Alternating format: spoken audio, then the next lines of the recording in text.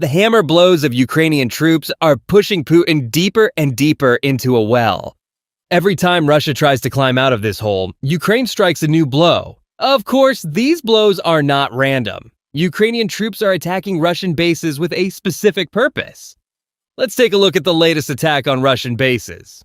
Over the weekend, Ukraine struck a military airbase in the Russian interior, where many Russian jets are believed to be based. The latest attack is aimed at damaging Moscow's air force, a critical part of its war effort.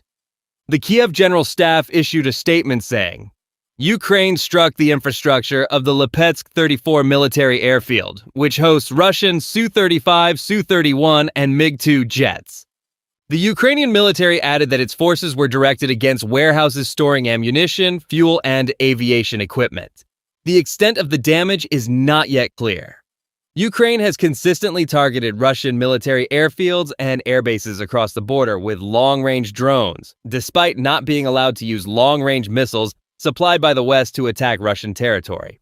Kiev has vociferously protested against this restriction, but the ban remains in force despite signals from Western officials earlier this fall.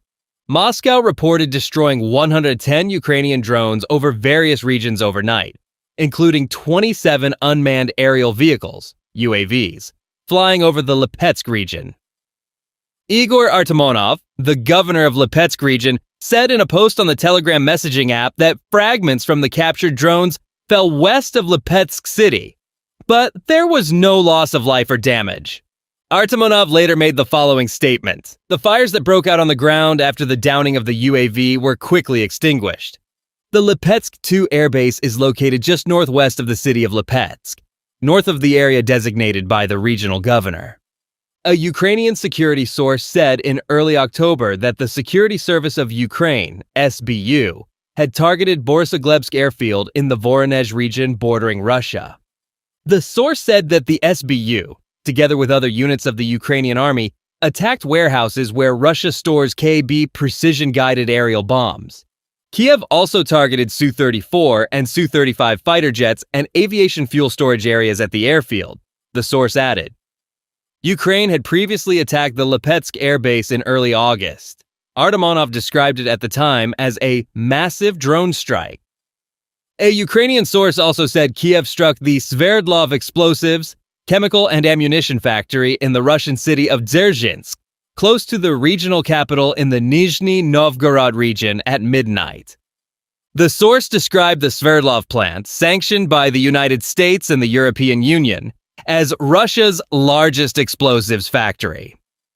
Nizhny Novgorod Regional Governor Gleb Nikitin said air defense and electronic warfare systems repelled a drone attack near the industrial zone in Dzerzhinsk. Nikitin did not specify the target of the attack, but said 4 people were slightly injured. The Sverdlov plant is about 900 kilometers, or about 560 miles, from the Ukrainian border, the source said. The apparent success of the Ukrainian troops' offensive is due to the quality of their weapons. The Ponia, which is cheap to build and indigenous, has been unveiled as Ukraine's new long-range missile drone. But could this be a game-changer for Ukraine? President Volodymyr Zelensky confirmed that the missile had been used in combat, destroying a Russian ammunition depot for the first time. Putin said he would defend Ukraine by destroying Russian planes before they take off and providing important military infrastructure, noting that this tactic has been called killing the archer, not the arrows. The advantage of the indigenous weapon is that, unlike Western long-range missiles such as Storm Shadow or ATACMS, Ponia can be fired at a target deep inside Russia without permission or restrictions. Its range is estimated to be about 370 miles, within range of up to 20 Russian air bases. The turbojet guarantees high speed, but the missile's most important strength is expected to be its ability to produce it in large numbers. Some military analysts say that firing 30 missiles at a target could cause more damage than one very expensive ATACMS missile. It is enough to overcome air defense systems to destroy an aircraft or start a fire in a fuel depot or weapons depot. Before the Russian invasion in February 2022, Ukraine had almost no UAV production. Zelensky stated the following: "In the very difficult conditions of a full-scale war, when Russia is constantly on the offensive, Ukrainians have managed to create a virtually new defense industry." At the same meeting, Prime Minister Denis Shmyhal announced that Ukraine had tripled its total domestic arms production in 2023 and then doubled it again in the first 8 months of this year. Ukrainian officials did not provide specific figures. In its 31-month war with aggressive Russians, with no end in sight, Ukraine is now spending about half of its national budget on defense, about $40 billion. Ukraine also receives substantial military and financial support from its Western allies. Ukrainian officials predict that as defense needs continue to grow, foreign financing will gradually dwindle, and Kiev will increasingly focus on maximizing domestic production. Shmyhal said the government plans to increase spending to boost domestic arms production by 2025. Shmyhal made the following statement at the forum. Next year's budget includes a 65% increase in funds for arms purchases. This is an increase of about $7 billion. He said that Ukraine's strategic challenge is to increase its internal long-range capabilities and create conditions that will allow it to gain technological superiority over Russian forces.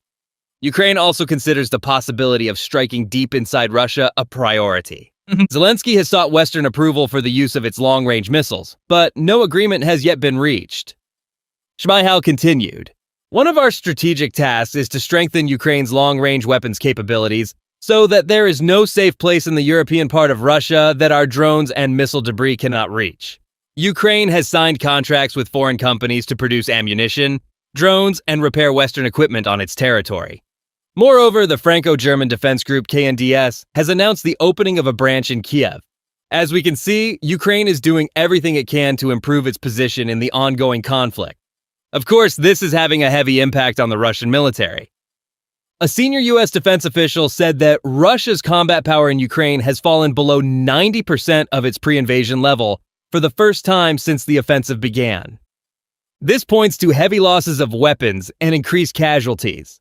The United States estimates that Russia had amassed more than 150,000 troops around Ukraine before its invasion, plus enough aircraft, artillery, tanks, and other firepower for a full-scale offensive.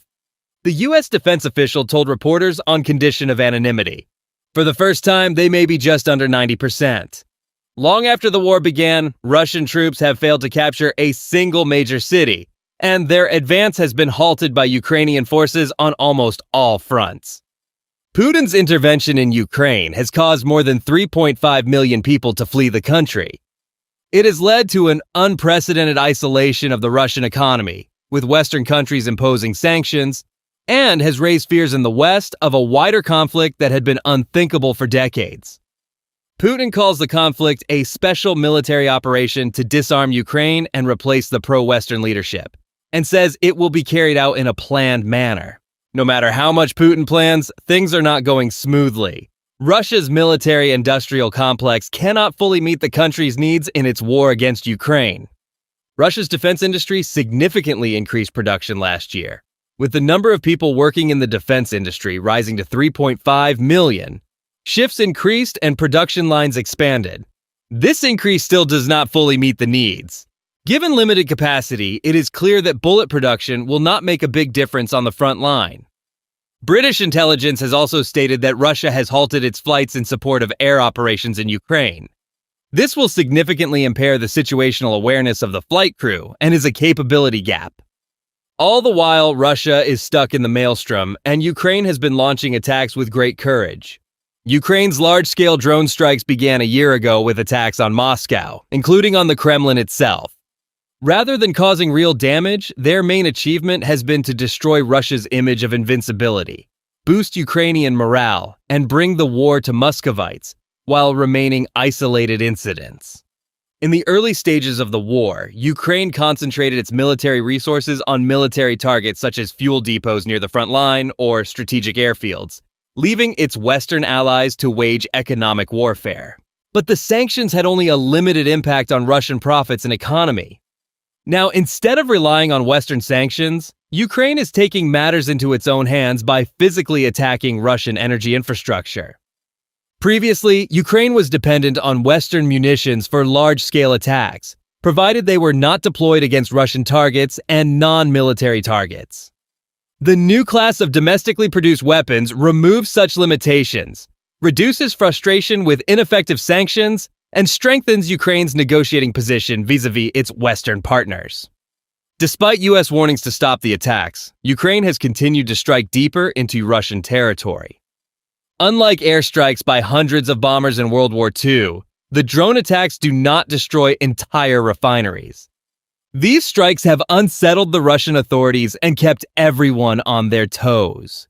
For example, attacks on Russian refineries cause financial losses for Russian oil companies and have an impact on Russia's export revenues. Repairs are very expensive for Russia. They are tens or even hundreds of times more than the cost of drones, given their low success rate and the need for multiple strikes to create the conditions for a single strike.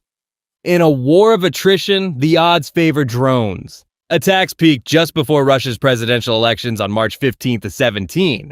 Most likely, Ukraine had stockpiled its arsenal for the show of force and the propaganda value of disrupting Putin's last visible victory. Since then, the attacks have slowed but not stopped. Ukrainian officials have repeatedly announced a major increase in the production of long-range drones, which means that the rate of attacks will increase in the future. If drone strikes continue at March levels and Russia's air defenses do not improve, Ukraine will be able to continue damaging Russian refineries faster than they can be repaired, slowly but steadily eroding the country's refining capacity. Recent attacks have managed to eliminate about 15% of gasoline production, but the rate is still at the levels of recent years. The latest wave of attacks marks a major shift in modern warfare. Navigation equipment, including solid-state inertial systems resistant to jamming and jamming, is now affordable and abundant. The advent of the Starlink communication system has made it possible to remotely control drones from 1,000 km away. And the availability of satellite imagery allows targets to be selected with an accuracy of a few meters. These revolutionary warfare tactics are being applied against a conventional enemy with conventional forces. Russia's landmass and the size of its refining industry make it resilient. But as we have seen, recent attacks have shown that this resilience is easily broken. But the landmass that acts as a defensive shield also creates logistical problems. Damaged refineries serve the surrounding regions, and replacement fuel has to be transported long distances. Two major product pipelines carrying fuel from the Urals and Siberia to the Baltics and the Black Sea alleviate this problem to some extent. But the distribution of fuel to European Russia will put additional pressure on the country's already overstretched railways. Since the first winter of the war, Russia has been targeting Ukraine's oil refineries and other energy infrastructure, including power plants, leaving millions of Ukrainians without heat in freezing temperatures. Immediately after the first strikes by Ukrainian drones, Russia used 2 ballistic missiles to attack the only working Ukrainian refinery in Kremenchug, and then returned to major power generation assets, methodically destroying thermal and hydroelectric power plants. The current attacks appear to be more precise than previous efforts. Russia is sending swarms of drones to overwhelm air defenses and then delivering the main hits with heavy missiles targeting expensive, bulky, and difficult to replace generators and control systems. Both sides are increasingly engaged in all-out warfare, not only targeting current or future military capacity, but also seeking to destroy as much of the enemy's economy as possible. In the process, the parties are spending a significant part of their military potential. Russia, in particular, is aware that its economy is undergoing enormous changes. These changes are not to the liking of the Russian people. As we have seen, Ukraine's intensive aggression has led to fundamental changes in many parts of Russia. Thank you for tuning in.